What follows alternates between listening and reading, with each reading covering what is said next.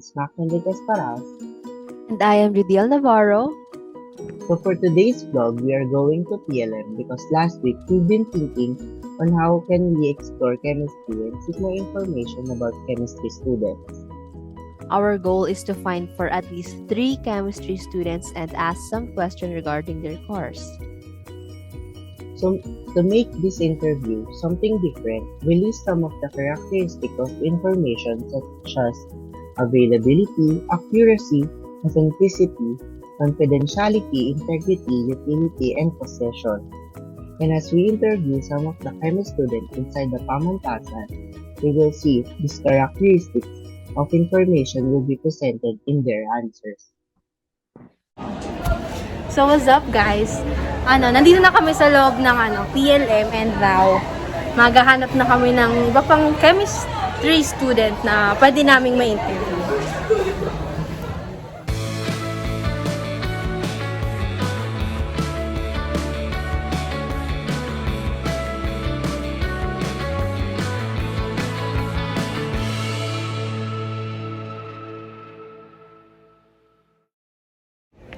Hello po, pwede po ba namin kayo ma-interview?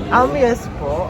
What's your name po and what's your course? My name is Red po and I am from BS Chemistry, first year student po. Okay, so I'm going to ask questions about your course po. Okay lang po ba yun? Yes po, why not? Okay, so your first question po, may I ask where you get your information regarding the experiments you have to do? Can you please give us some specific sites, mga ginagamit mo, in what way mo sila nagagamit?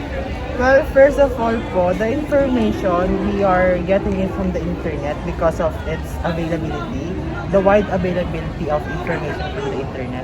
Then second, we have this link po, like it is oli.cmu.edu, which is a site for us chemistry students because most of the information from that site is about chemistry that can help us in our lessons, experiments, and such as po.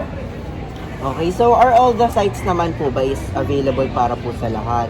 Yes, it is available for all because you can go there for free po without any account or any payment. How do you think that the sites that you are relying on are giving you a credible information po?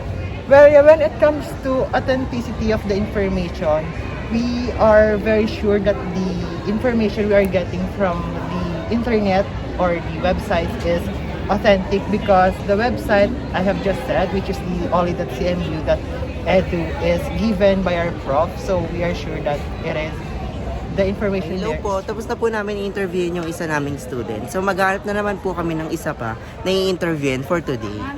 First year chemistry student. I am Rudiel Navarro po, also a BS Chemistry student. Pwede ho ba namin kayong ma-interview sa ganito? Of course. Okay, first question po. Are you familiar with Wikipedia or Google Scholar? Yes, I am quite familiar with both of those.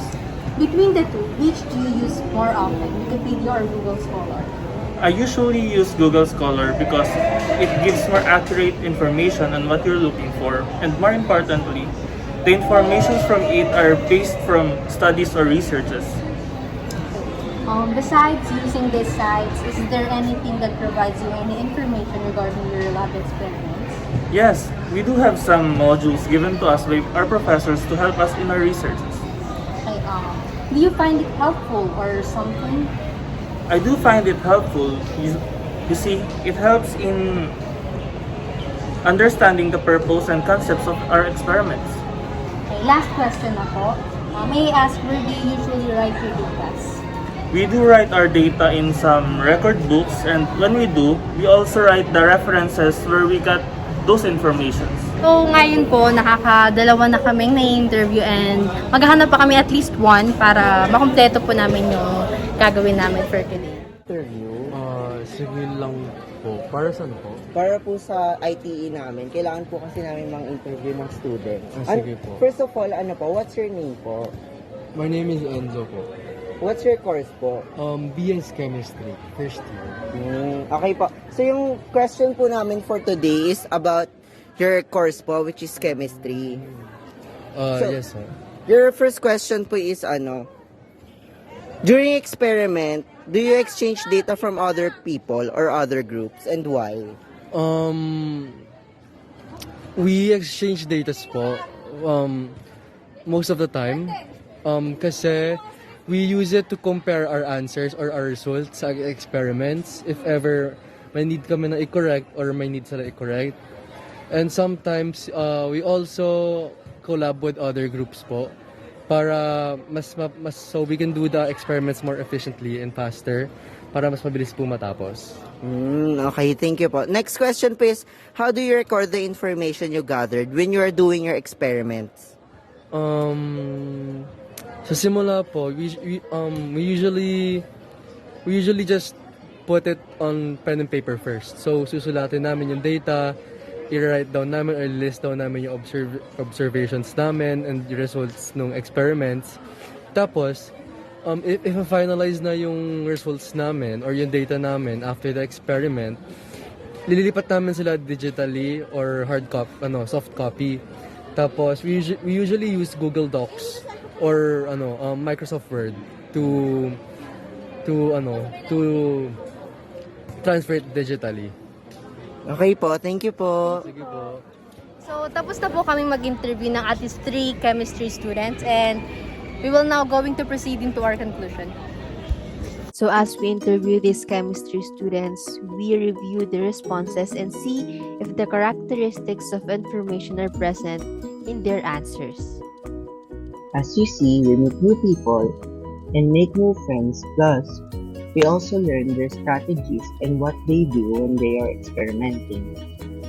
Oo nga, pero partner, ang tanong, pasok ba ang mga sagot ng ating mga in-interview sa mga characteristics ng information? Tingnan natin. Let us start with Mr. Red. I asked him the questions, where do you get your information regarding the experiments you have to do? What specific sites are you using? And are all sites you've given are free for everyone to use? That implies the characteristics of availability and accuracy.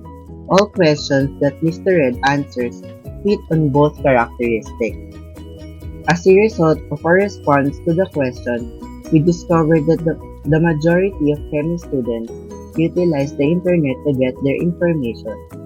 They frequently use Science Direct and Google Scholar that are both accessible and dependable websites. Followed by Mr. Alpas, I asked if he is familiar with Wikipedia and Google Scholar, and he answered yes, and said that even though he is familiar with Wikipedia, he still uses Google Scholar on getting some information. So we assume that authenticity is present in his answer since he relies on some credible sites. Then I asked if he finds this site helpful, and he replied that the site are helpful. So utility is also present on this part because it defines us if the information they get are useful for them. And lastly, he says that they put some references on their work to show where they got the information, so it means that possession is also present on his answers. Lastly, we have Mr. Parini. I asked if there is an exchange of data between their group and other groups, and he says yes. So the confidentiality on this part is already AX. If they used to share their data into other groups, identity theft, system hacking, disclosure, and privacy breach are possible to happen. Then, I asked if kung saan sila nag-record ng data nila, and he says that he used pen and papers to write down their data, which it leads to integrity. Because since by using pen and paper, they can easily edit out or change the data needed, and there is consistency of data. And if you look on the data as we gather, almost all of the characteristics of information are present on them aside the confidentiality. And that is what we have for today's video. I hope you learn a lot, and don't forget to like, Share. and subscribe. See you to our next vlog. Bye!